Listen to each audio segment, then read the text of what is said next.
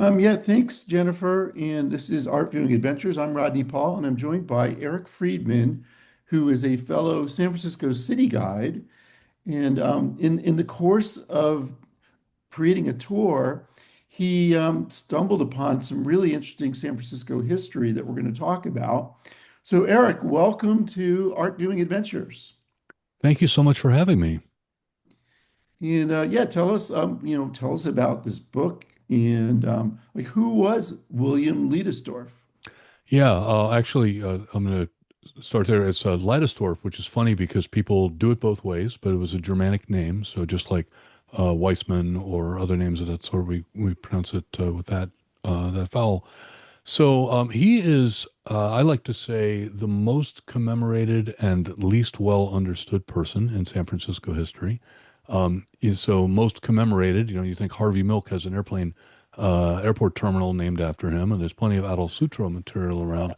Leidesdorff has a street. He has multiple pieces of public art, statue, murals, including a huge new mural put up in 2023. There's a street in Fremont and Folsom, excuse me, in Folsom, and other things around the state. And yet his story is very poorly understood. He is an early founding father of what was Yerba Buena, a Mexican pueblo that became San Francisco, and was a diplomat. He was a town official. He was the town treasurer when San Francisco was first San Francisco, established the first public school, the first commercial warehouse, the first hotel. He was a sea captain, came from really nothing, from a sugar colony in the Danish West Indies, so called St. Croix, and he was a person of mixed race. So his mother was Afro-Caribbean, his father was white. But he was born and baptized in the Black Lutheran Church, and so hence he is known as the first Black millionaire because in San Francisco in addition to all those roles that I described, he became quite wealthy, acquiring a 35,500 acre ranch on what is now Folsom, California. Yeah, and it's a fascinating story. I read your book. I really, really enjoyed it. Thank you. And this title, "The Ledger in the Mirror." Can you explain to us like where that title came from? Why you chose that? Sure. Yeah. So, William, as a merchant, as a sea captain, was someone whose life was conducted in writing. He had to keep track of books and who owed whom money. He was conducting trade at a distance, lots of credit extended, and in that regard, was really part of establishing some of the basic financial systems that made San Francisco and later the gold rush possible. But he was also someone whose life was circumscribed by writing. He appears in the church records, his birth, church records of the Black Church, and so that would have confined him to certain possibilities, but he reinvented his way out of that in a variety of different fashions. So it's a life in letters, um, and yet the letters don't agree. The documents don't agree. There are lots of things in the archives that have conflicting information, and so that gets pretty interesting. The mirror is something that I arrived at because as I looked at everything that's been said or depicted about him in the years after his death, it became clear to me that the old line about history being a window into the past didn't hold up. I think it's a reflective surface where, there are bits of information that we can tell from contemporaneous period, but a lot of it is a reflection of ourselves, of our longing, of our interest or desire to make things mean what they need to mean for us. Yeah, and you mentioned like him being represented in many different ways. I just happened to be driving up to Tahoe not long ago, and I noticed that part of Highway 50 is named for him, which so I hadn't read your book at that point, so I was really surprised by that. But yeah, how is he represented or misrepresented? Yeah, it's a challenging story. So I'll show you an example here. If you and I hope I'll do the obligatory. I hope everyone can see my slides. Yes. So great, super, thank you. So this is a plaque that the City Arts Commission installed along the Embarcadero near Washington Street, and it's meant to honor him. And it's an example of how the city has struggled to tell his story. And so I marked up a zoomed in version here. And everything you see is in green is false. And that large paragraph on the right about the little Sitka is an interesting choice given that it was a total failure. So it's a charming story, but it describes a venture that he made that ended in disaster, and that in addition to being remembered on this plaque, even made its way into a version of the California state seal. So, it's an interesting story about how, the actuality of what took place was sent in different directions. So anyway, looking at some of the other things, you can see the dates don't agree, the cause of his death, his father's profession, and then most amusingly, they even misspelled Kearney Street. So, to be remembered just a few blocks from that. So this is the sort of thing when you start poking around, but even contemporaneous documents tell different stories about the year in which he was born, which gets into all kinds of questions about how information was transmitted, and maybe as someone who was passing for white, he had an interest in having some version of himself that couldn't be traced back to his origins. But there's also the question of what appears about him in different visual representations, visual culture. I know we have a lot of artists here, and so you'll appreciate this arc because since he was a biracial person and he was someone who of necessity passed for white. When I say of necessity, I mean that very deliberately because he leaves the Caribbean and he comes to the United States, specifically to New Orleans in the early 1830s. And this is a time when it was dangerous for a black man to do so because there was a series of laws enacted in the 1830s called the Negro Seaman Acts.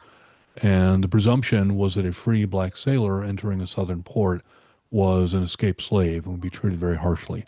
And so Leidesdorff was, we can be fairly certain, passing for white because once he was in New Orleans and became an American citizen, he was able to take command of multiple commercial vessels. Now, so it follows from that we very much want to know, well, so what did he look like? And this is an example of something that's cataloged at the History Center at the San Francisco Public Library as a drawing.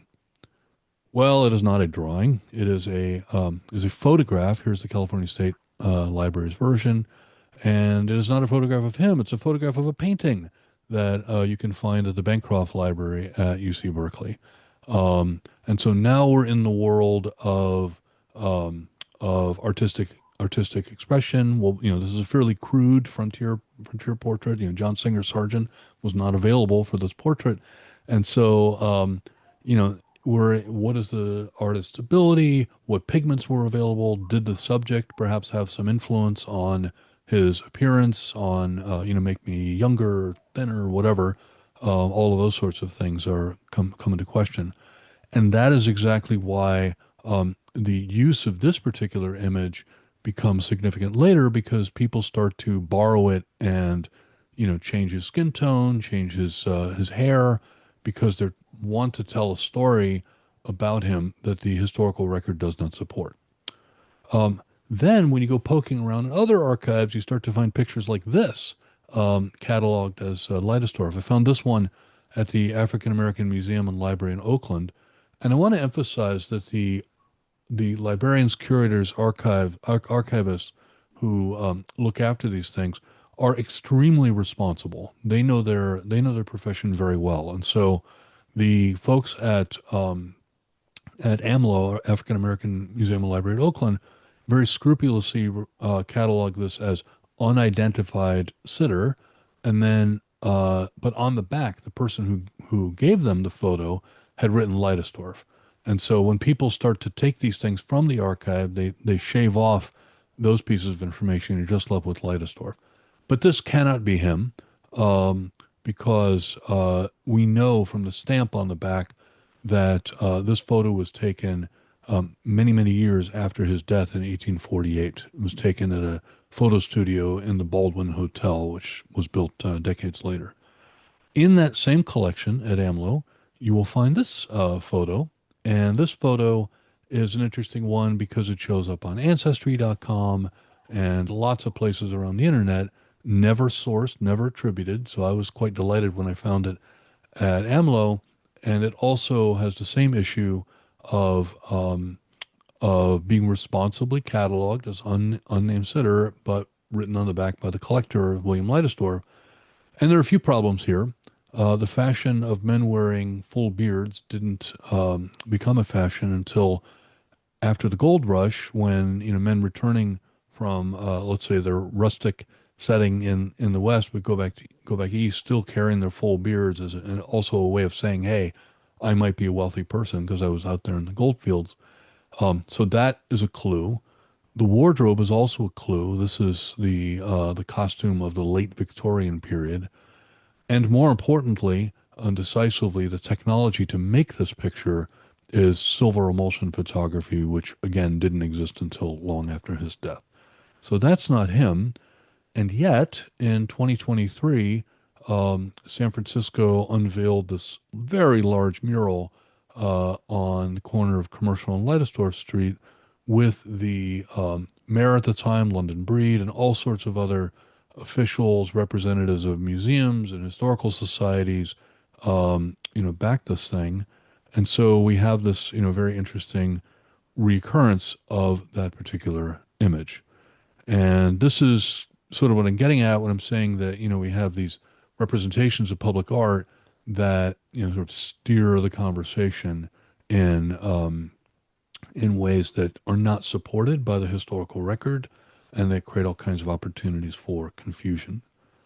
Same thing, 2014 on Leidesdorff and Pine, you can see another image that is derived from the that painting, same wardrobe, similar facial structure, but the hair here has been changed to seem more African American.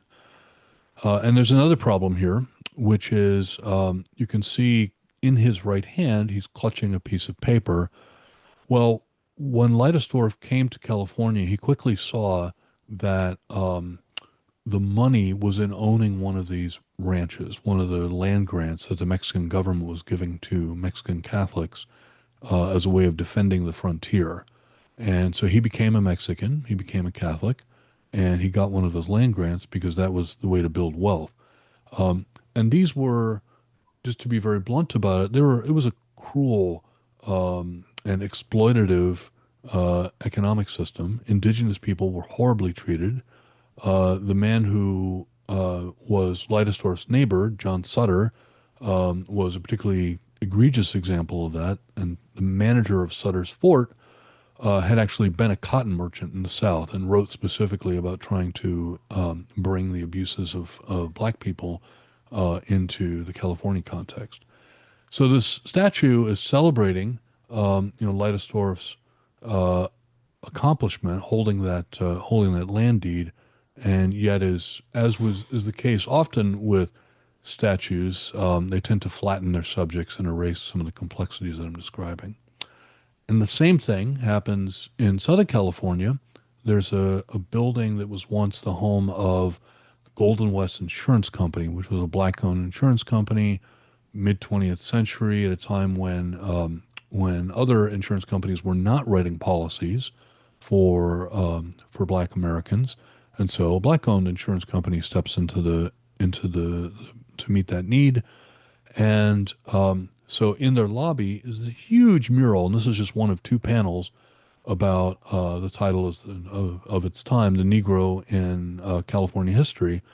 And Leidesdorff, and with him there is Thomas Larkin, is the only there. Those two are the only named people, and we can see him in this position surveying, the kind of whole role that Black Americans have in establishing California.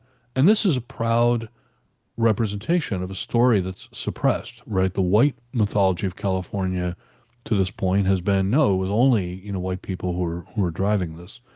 And you can see that the representation of him on the right has again been borrowed from that painting, but his complexion has been changed in order to emphasize that he is part of the black community. Unfortunately, same issue, he's placed adjacent to the scene of the subjugation of the indigenous people by by the Spanish. And so, there's a juxtaposition there which reminds us of just how complicated this world was. So I mentioned that his story is scooped up in what I've just been describing to to restore the story of blacks being erased from the history of California and to return it to prominence. But they aren't the only ones who see in Leidesdorff this opportunity to tell a story that, again, his life doesn't really support. And maybe I'll pause there, Rodney, if other people have questions before I Yeah, turn to we that. want to welcome questions from the audience. You can either put them in chat or you could unmute. Um, does anybody have any questions out there? I mean, one thing I've heard you talk about, but I love hearing is just how you came to follow this story, like why you pursued this history of William Leidesdorff. So why don't you tell Yeah, us that? sure. Yeah. So it was a funny set of coincidences. I lead another tour for City Guides called Boom and Bust, which is a lot of fun, by the way. And as any good city guide must, I was looking for where can I have people stand where they'll be able to see things of interest, not have the sun in their eyes, those important considerations. And for a particular stop, I chose the corner of California and Leidesdorff streets. And I looked at that sign and I said, someone is going to ask me about this, and I better find out about this guy.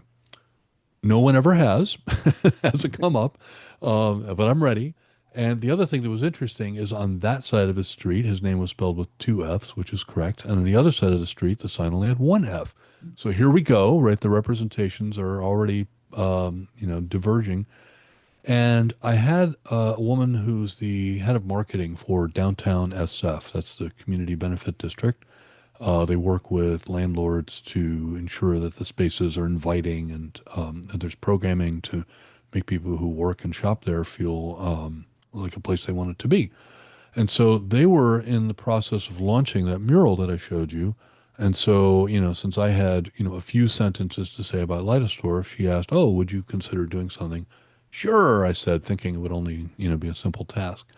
And so as I dug into this, it was one of these exercises where you think, gosh, this is an amazing story. Um, but I have been doing this long enough to know that if a story is too amazing, you better get your facts straight. And it became clear that a lot of what I was seeing simply wasn't true, and that there were some fantastic competing narratives that didn't add up. And but since I was going to go critique something that was endorsed by people with very prominent roles in museums and other institutions, I better have my ducks in a row. So I did what I could at the time, and then I pitched it to city guides as a walking tour. And 90 minutes is a good walking tour, but there are many other stories, and I was quite dissatisfied with the secondary literature that's out there, and I thought, I can improve upon this. And so that was how I came to do it, and it felt like a book would be the right format. And I went for one that's pretty short, pretty readable, short chapters, and something that keeps the action moving. Yeah, and I'll just say again, I really enjoyed the book. I highly recommend it. It's easy to get. I think we'll go back at the end to ways people can get the book. But let's continue talking about, you're not done telling us about misrepresentations of Leidesdorff. So tell us about some more. Sure, sure. Yeah, so one of my favorites is, and this legend just came up again in a journalist wrote this in March of this year. So it just keeps coming up and coming up.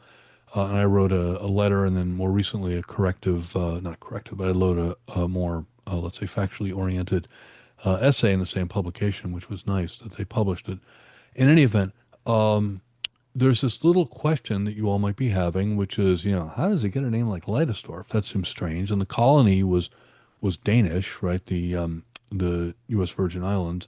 And by the way, just as a little contemporary aside, I looked at this when the colonies transferred from Denmark to the United States to become the U.S. Virgin Island. Part of the agreement was that we would leave Greenland alone. Back to our topic. Um, so had to slip that in. The he has this unusual name. Well, so his father was that was his father's name. His father did adopt him formally, so he was lucky in that context because that might not have been the case. His father and his mother never married, and as I say, it was a mixed race union. They had several children together, so it was under the circumstances as positive as it could be. With that said, at the time there was a region of Germany, Altona, the Schleswig-Holstein area of Germany, that was actually under Danish rule, and it's considered one of the messiest stories of the 19th century. Exactly who controlled what there, and that's a whole other topic. Anyway, the so in that region there was a large Jewish community, and Leidesdorff as a Germanic name might suggest a Jewish identity. So there's that little hint, but it's in no way proven. And he, was baptized a Lutheran, and he died a Catholic. So there we are. His mother was not Jewish, so by Jewish law he wouldn't have been Jewish. And yet, after his death, he died intestate, which means no heirs. There was no will. There was no wife. There were no children. And so, what's going to happen with his estate was very much in contention. And there was a battle over the estate between his mother and John Folsom, who eventually prevails, which is why it's Folsom, California. Folsom then had additional suits filed. The first one in the 1850s was by a supposed group of Jewish relatives who claimed that he was their relation, that he wasn't from Denmark at all or from the colonies at all. He was from northern what is now Germany, the Prussia-Posen part of what's now Germany. And that suit failed. 30 years later, the another group of so-called Jewish heirs pop up, and their story is he wasn't Danish, he wasn't from Prussia Posen. No, he was from Hungary, and he was born in a completely different year, and he was related to all of these famous rabbis, et cetera, et cetera. That suit also failed. So now we have two claims that are legal in nature and about inheritance, and those are put down, and the money's gone, and so on and so forth. But in the beginning of the 20th century, we get an entry in the Jewish Encyclopedia, and it's written by Rabbi Forsanger, who was the rabbi at Temple Emmanuel, still one of two of the so-called pioneer synagogues in San Francisco. And Forsanger was part of let's say, an intellectual project, an ideological project that was started in the 1880s in Reform movement, in Reform Jewish movement in America, and it was an attempt to make the statement that Judaism is a religion like any other and not a race. And more specifically, that America is the new Zion, the place where Jews could most fully realize themselves, and San Francisco is its Jerusalem. And so that claim comes because San Francisco is the first city, really in the world, where Jews could rise to high office. Adolf Sutro is the first Jewish mayor of a major American city. We all know about Levi Strauss and others who form a mercantile Jewish aristocracy. So that's the setting, and um, the the first wave of Jewish immigrants from Germany are Forsanger's congregants, and he's worried.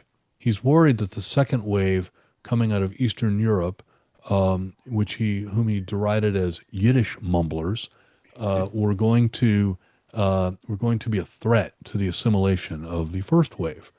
And so he wanted to really lock in this idea that San Francisco was the New Jerusalem.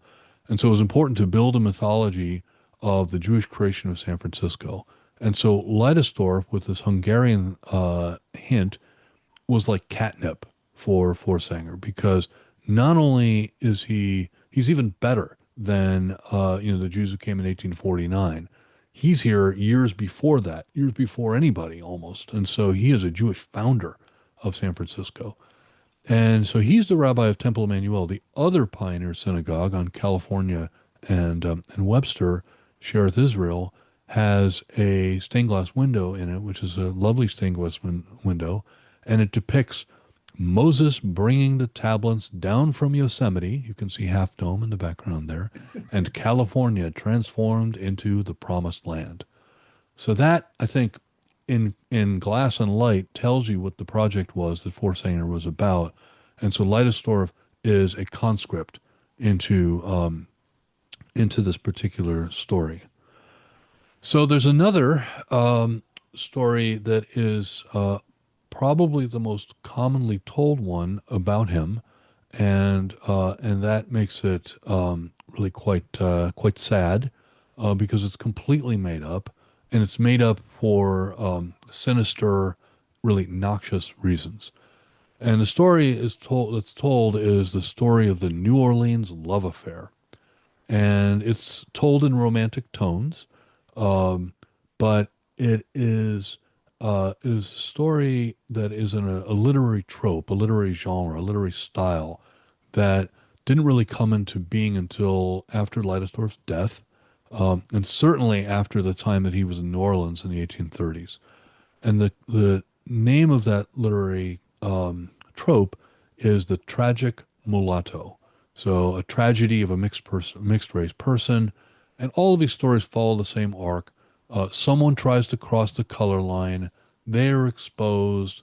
They're crossing the color line in the context of a romantic love, and they're exposed, and someone dies. There's a punishment for daring to have a mixed race relationship. And so this story is applied to William as the New Orleans love affair, and the claim that's made by the people who tell the story is that he was in a relationship with a woman named Hortense, who's invariably described as blonde, beautiful, frail, and delicate as Dresden china. Um, and you can see her, the two of them, intertwined in the center of this picture. On the left is a part of the story that's about a supposed uncle who adopts him. None of which is true, by the way. This is all documented. We can establish from reliable records. This is all nonsense. But the supposed uncle is warning him to never reveal the secret of his race, which he does, and this leads to heartbreak, Hortense's death, and you can see the heartbreak on the right. And the result is that he in the story he flees to California. Now, why tell this story? The reason is that in the 1880s, and I found one of the more well-known versions of the tale, the original version. It's written by a man named Gray who is he claims that he's going to be setting straight a lot of untruths about the founding of California. He's going to give the real story. He will, in my language, be a ledger of what actually happened. Um, but he instead traffics in this story. He devotes 8 pages to this New Orleans stuff, and then 2 sentences about Leidesdorff in California, which have him drifting broken-hearted from port to port, and then coming to San Francisco to die and leave his fortune to other men, to white men. And so the reason then to tell such a story is to deal with the problem that California wanting to tell its mythology as one of white achievement, as one where manifest destiny, the progress of Anglo-Saxonism from east to west, is realized in California. And so a black founder is incompatible with that. So you put his tragedy into this tragic mulatto form, lock it down in New Orleans, and then have him rendered impotent, drifting in the Pacific, erasing his many business ventures, his public official roles, and so forth. And so what happens, and this is the danger of this kind of history, is what I'm describing as a mirror, this looking back with intent to convey a story, is that if you tell it enough, it gets mistaken for biography. And so this is, in my view, the saddest of these public artworks because the Black Historical Society in San Francisco hung this narrative on this plaque commemorating Leidesdorff as an African American pioneer. And so these do not earn a place in his story. They are attempts to erase him, but they're here presented as though they were part of his biography. Now, the good news is that on the other side, we do get the things that tell his story. We get the ship that he captained from New York all the way to Hawaii and San Francisco, Yerba Buena, San Francisco, which, if you want to talk about a man being a pioneer, there you go. Um, the second the second image that you see in the middle there is a picture of the hotel that he created, the City Hotel. So you want to talk about somebody being a visionary. He arrives in Yerba Buena. There's only a couple hundred people. It's sand dunes. Grizzly bears are wandering in and out of camp. And he builds the City Hotel. Not the Village Inn, not the Town Lodge, but the City Hotel. This is someone who had vision about what San Francisco would become. And then down below is this another representation of that steamboat that I showed you on the very first plaque, which was a dismal failure. It was supposed to make its way upriver in 24 hours. It took 6 days. People were walking past it, and then it came back to the bay and promptly sank. So not exactly a story, but he was an entrepreneur and he tried. He tried to improve things, and so points for that. And He yeah, took a there you lot can of see this. risks. You mentioned him sailing, and he had to go around the Cape, the Cape and of South America, which is extremely dangerous. Very dangerous. And the men actually feared that there were cannibals who were going to come after them. Um, so yeah, that was, people died coming to California in those days. It was a dangerous, dangerous journey. Um, and for Gold Rush fans, you might know that until 1854, there was no place to mint coins in San Francisco. So gold had to be sent around in the other direction. So, if a ship was lost, there went the gold. Yeah. Oh, and then you'll probably get to this that he was trading in hides in that the Right. currency of early California was actually these cow hides. Right. By the way, I'm just seeing a question from Yeah, from Linda. we've got several questions. Oh, Um, good. Yeah. Mhm. I do want to point out, Marcia said that that picture of him embracing his tragic Hortense. lover Mhm. almost it seems like there's an extra arm in it, and maybe it could have been a throuple. Oh, that's Which is, funny. Yeah, that's quite a. polyamorism wasn't such a big thing then. That's very funny. Yeah, that is a little anatomically suspect. It's a Definitely. little odd. And then Sarah asks, do you think that Leidesdorff encouraged these different stories, and why or why not? Would you think that? Yeah, that's a good question, Sarah. I think when I look at the records that were produced as naturalization as an American, Um, there are enough things in there that just don't align with what he was doing. Some connection to Baltimore, which there's no evidence of him ever being that far north. A wrong birth year, and a few other elements. That to me, maybe it's a mistake by a clerk. Maybe he let something be a mistake. So there's definitely the possibility of things being written down and him maybe not rushing to correct them. Um, and he would have definitely been interested in, you could imagine the anxiety of being a person of mixed race passing for white in a place called San Francisco, when at a time when California was really starting to move aggressively to marginalizing black people. Um, you can imagine the anxiety of knowing at any moment a ship could come around through the Golden Gate with someone who knew you and you could be exposed. So that would have been anxiety producing, but I don't think he would have wanted this story of the New Orleans love affair in his lifetime because that was definitely about him being a mixed race. So that one seems unlikely to have originated from him. Yeah, and then we have a question from Linda about the location of the City Hotel. Was it on Leidesdorff Street or elsewhere? I think it was elsewhere. So tell us about that. It was, yeah. So Leidesdorff Street, most of Leidesdorff Street was underwater until that area started to become landfill in during the gold rush period. The hotel was on Kearney and Clay, where the Chinese Railroad Worker Museum is today, just across from Portsmouth Square, and also just across from where he helped create the first public school in California. So it was a pretty central location, and it was central to his influence in the town because, think about it. People are living in shacks. He builds this hotel. It's got two places to play cards. It has a bar. This really quickly becomes a social hub.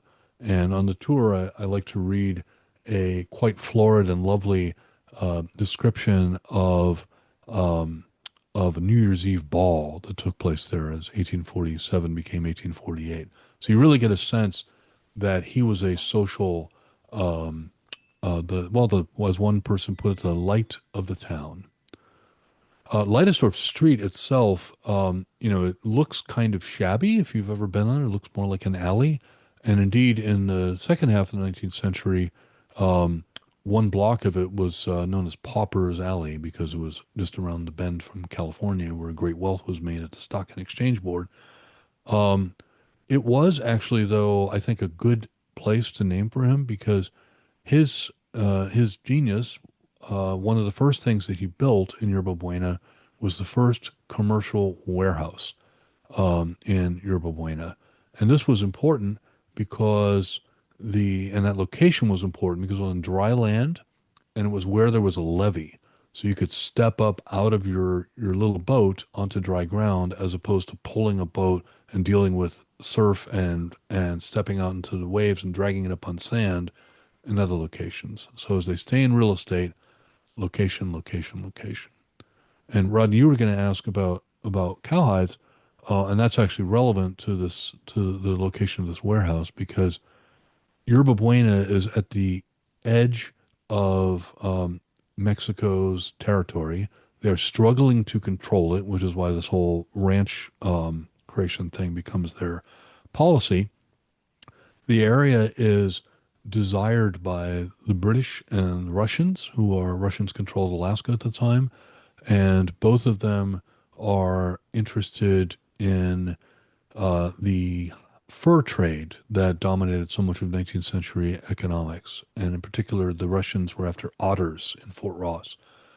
Um, in California, what was happening on those ranches was beef cattle were being raised. That was the economic system. So William grew up with sugar plantation economy in the Caribbean. Of course, the South was a cotton economy. Here it was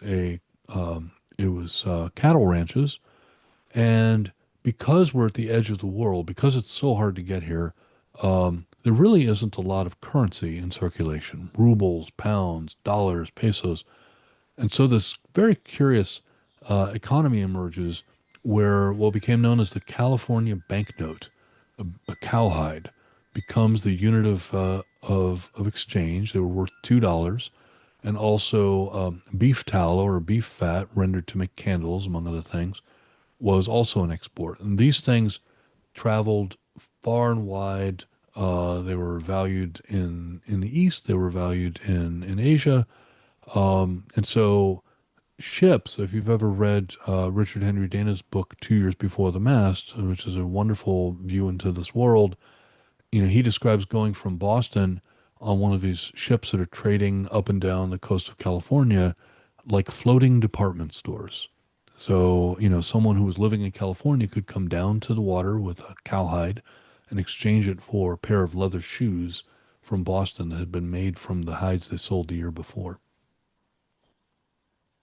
Yeah, it's kind of one of the things I really liked about the book is it really helps you visualize what early San Francisco was like, and which is hard because it's so different from how it is now. Yes. Yeah, I just saw a question come in that I'll try to answer about that it sounds unwieldy, and yes, which is why one of William's innovations is so important because as he leaves the sea and he becomes settled in Yerba Buena, then San Francisco, as a merchant, he starts to become a hub of trade, and it's one that's operating on credit and on trust. And this is why when I say he's really there establishing these important networks that become necessary for the gold rush to happen at all, because if you don't have these ranchers doing the work that they're doing, then you don't get gold discovered, right? That's a prerequisite. John Sutter's Mill. Now, uh, but dragging 200 hides around is a problem, just logistically. So the warehouse is useful because you can bring them down and deposit them like a bank. And the warehouse was where the Wells Fargo Bank building is today, conveniently. Um, Also, William is, through his network of trust, social relations, able to write script. So if you say this piece of paper is worth 200 hides, signed William Leidesdorff, you could just exchange that piece of paper and not have to actually drag the hides around in a barter system. And then I saw somebody else asked about the location where he lived. So once he left the sea and moved to Yerba Buena, he built the nicest house in all of Yerba Buena, San Francisco. It was where he welcomed many dignitaries and other people. He had the only flower garden in the whole town, and it was on California and Montgomery Street, where the Cube is today, and on a 45-degree angle with a commanding view of what was the bay and his warehouse. Yeah, and then the other thing we haven't really gotten to is he dies young, in right 37. at kind of right when San Francisco is beginning to blossom. So tell us about how that happens. Yeah. So, right. So gold is discovered January 24th, 1848 on at Sutter's Mill. And it's sort of interesting to note that, Sutter's Mill exists because there's demand for lumber, and Sutter needed the revenue. And Leidesdorff, in the wake of American conquest, is of course building another business. He opens a lumber yard in San Francisco. So, bit of supply demand going on there. Um, and yeah, so he's involved in all these things. He was on the council that renamed Yerba Buena San Francisco. Um, Gold is discovered on his property. Sutter proposes that the two of them should go into business together, take advantage of the gold. It was also discovered on Leidesdorff's property. But it's just a few months later, May 18th, after 7 days in bed with what was described as a mysterious brain fever, not cholera as was on that plaque, but likely typhus or meningitis, he passes away on May 18th, buried on May 20th. And he's one of only 6 people buried under the floor inside the Basilica at Mission Dolores. So quite again, most commemorated, least well understood San Franciscans. And so the estate consisted of a great deal of property, lots in San Francisco, but also that 35,000 acre ranch. And the value of it continues to mount as, of course, gold is being exploited and extracted. Who did end up getting that money? Where did his estate wind up? Yeah. So John Folsom was able to sell off lots of lots, but he was engaged in all of these lawsuits, some of which I've described, and he died shortly after winning the final of these suits. Uh, he died just 2 months after that, at age 38. So also a young man, brought to an early end by Bright's disease, but perhaps also in some measure by the weight of the struggle. Yeah, it's kind of fascinating. It reminds me of, like the ring cycle of Wagner, where, you want this wealth, and then when you get it, it destroys you. And it does. Yes, I don't, Leidesdorff, it isn't really a result of his riches, but when we talk about him as the first black millionaire, he wasn't the first black millionaire for very long. that's right. That's right. Yeah, and he certainly had debt too, so the balance sheet was a bit of an issue. But Sutter was completely broke, so Leidesdorff was definitely one of the most wealthy people in California at the time of his death. And as I say, the estate only continued to grow. And then there's a dark side that you also talk about in the book where the exploitation of the Native Americans, which Sutter was particularly horrific what he did to them, but Leidesdorff is probably tainted by some involvement in that too. Would you agree?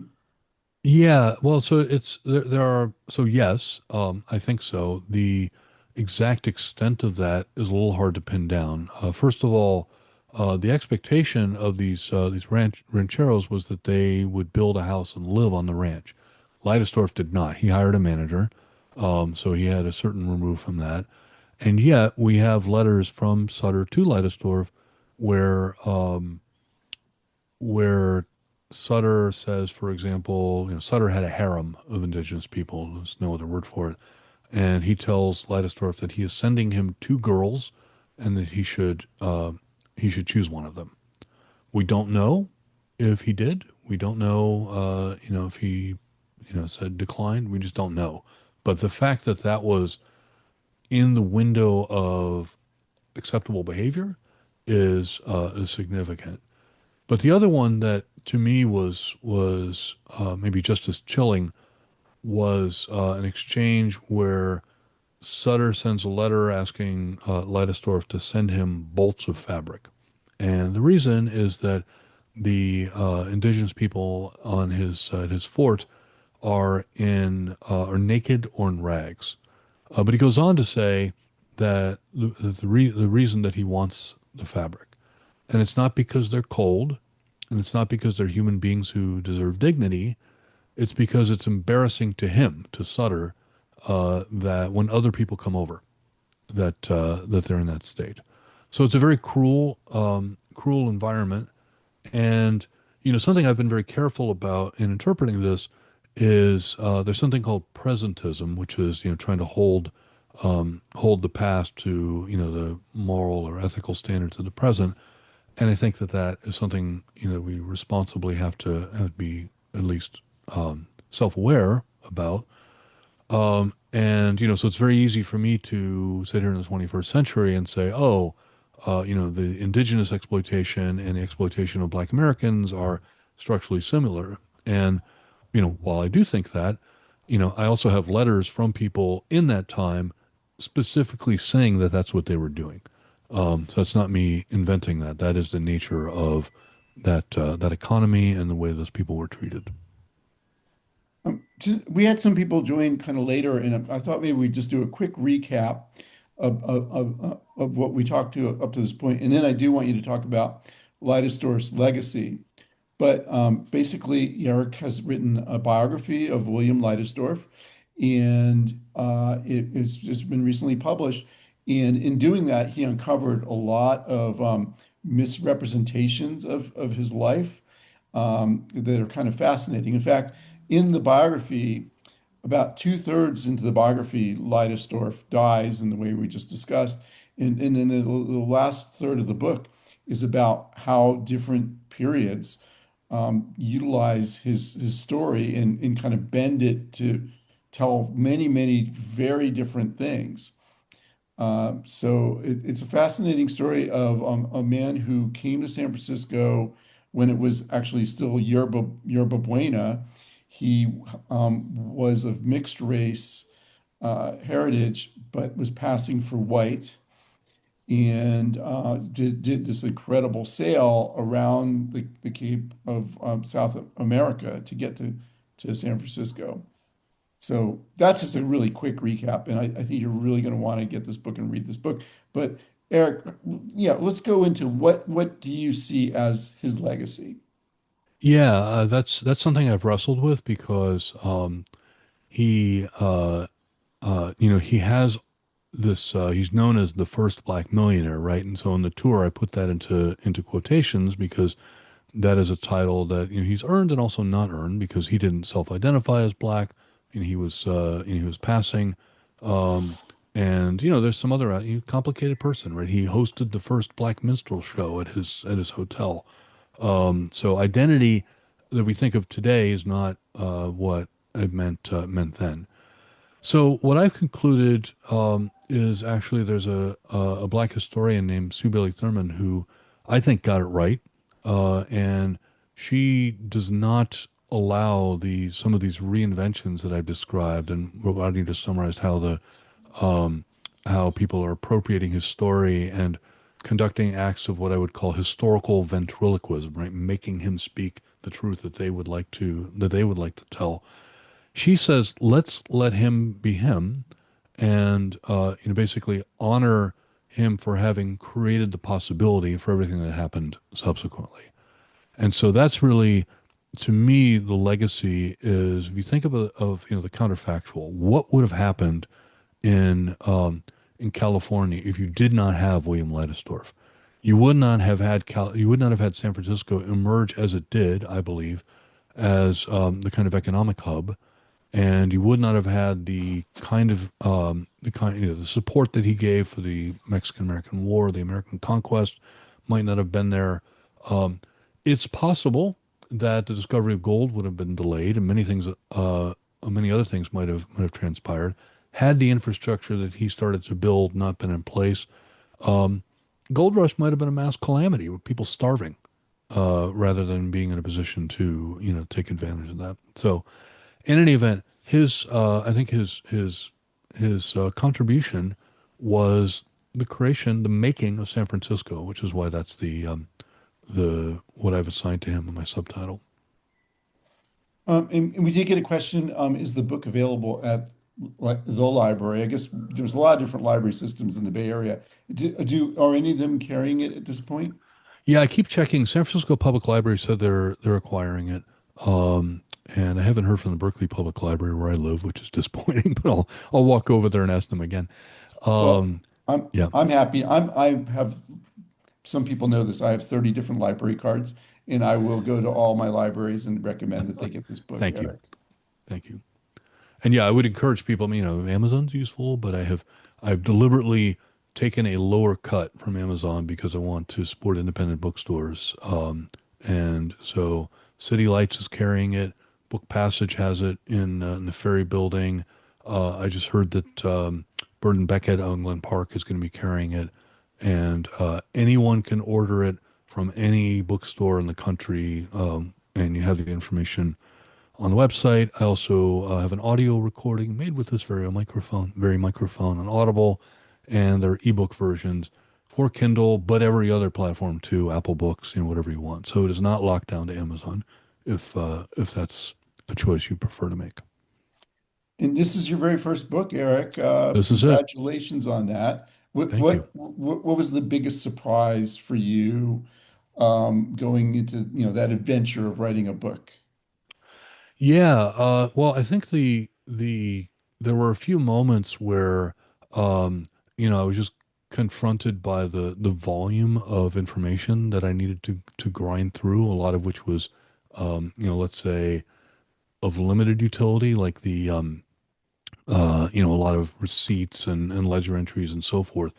There are a bunch of papers down in the Huntington Library in Southern California. I was able to get those digitized, those 1,800 pages. So, but what was really interesting to me, Rodney, was I used those to build as a software person, I built not a database, but, data set. And I looked at, who wrote to whom, from where, to where, and when.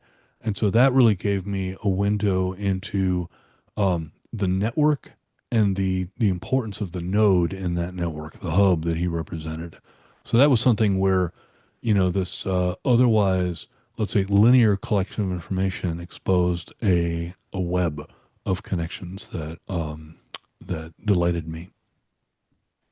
Do you think there will be any corrections to the record as a result of your book or this discussion?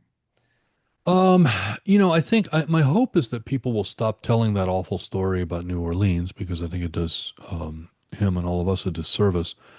I very much doubt that that mural will be changed. I've had conversations with some of the people involved, and there've been some oops moments. I was able to get an unrelated piece in the same area fixed because there was a plaque honoring that in part honored not a plaque but a sort of a photo installation honoring Mary Ellen Pleasant, and they sent a picture of it to me, and I said, "That's great. That's the wrong person. That's Queen Emma of Hawaii, a mistake that's frequently made."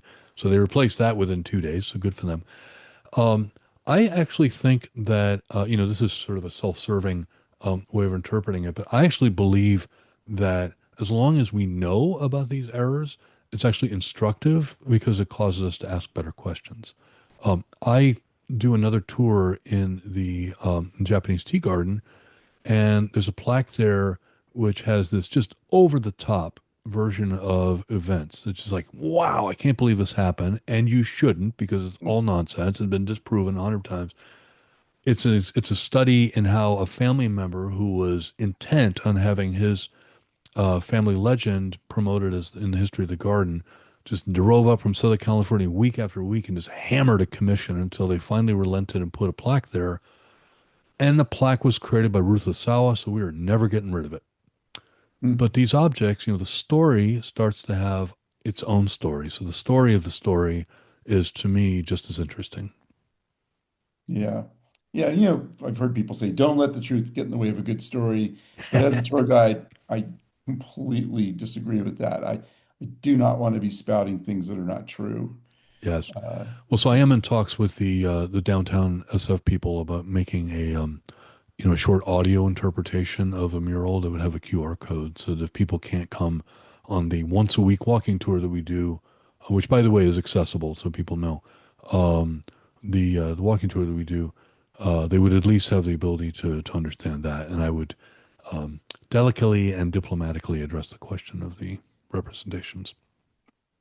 question from Judy. How long did it take to do all the research? How long did it take you to actually consolidate all the information and write the book? Yeah. So thank you for the question. The A lot of the work that I did was for the walking tour, which I launched in 2023, I think. And but there was a kind of a process after that where, just like Rodney, I have a rule as a guide, which is that I don't say things that I don't believe, at least at the time, are true. And so, there continued to be threads that were unraveling as I went, and I was looking at that painting in the Bancroft under magnifying glass, and I got the curators to look at it under a microscope. So just more and more things kept coming out. The writing went pretty quickly. It's not a long book, and it's a book where, because the record is so thin, he went from New York to California in this year. I wanted to give some texture of the time, and so create a feeling of what Rodney talked about, the danger of crossing from Atlantic to Pacific. So that is imagined, right? That's my. I'm a sailor, so I have some experience. Never done that passage, but I have some ability to talk about that. And I disclose that, right? I am not saying this is what happened. I am imagining what that would have been like. So that was all fairly that was quick work. But yeah, I would say, so in total, 3 years, but the actual writing part of it, 6 months.